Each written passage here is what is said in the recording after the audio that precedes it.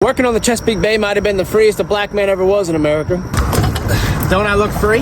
That's because just about over 60 years prior to the Emancipation Proclamation, black men worked as watermen on the Chesapeake Bay as one of the nation's first free formerly enslaved. That's because the maritime industry was so important in the Chesapeake Bay region. The state of Maryland issued what were called seaman protection certificates, gave black men the freedom to actually work on the water as full citizens. Quick maintenance intermission. Of course, working as free black men over a half century before the Emancipation Proclamation, these black watermen, also known as black jacks, of course working on waters that were surrounded by plantations with slaves. And on those plantations were two of America's most prominent slaves, Harriet Tubman and Frederick Douglas. While Harriet Tubman was enslaved, she actually worked down at the docks on the eastern shore, and it was there she learned the ways of the Chesapeake and also saw how they used a unique lantern lighting system that acted as a signal network for their own water passages to freedom as they'd help traffic the currently enslaved to the north on their ships. Of course, Harriet would famously take that information and form her own passage lines of freedom. Of course, Frederick Douglas, whose mother was born on a plantation island in the bay, himself later in life, with the help of his wife, masqueraded as a black waterman here in Baltimore, using fraudulent seaman protection certificates to make his way to Philadelphia. And then you've got the Emancipation oak tree. There's obviously an oak tree down in Hampton, Virginia, one of the Chesapeake's most historic bay towns. And it was at this tree where many formerly enslaved gathered, trying to escape the Confederacy, disseminating the latest news and happenings in the world, and even erecting a school, which was actually illegal at the time in Virginia. So when Lincoln issued the Emancipation Proclamation, this tree was actually one of the first spots that historically has been documented where African Americans first learned of their freedom. Chesapeake Bay will always be one of the most integral parts of American history, and we should continue to treat it and further protect it as such.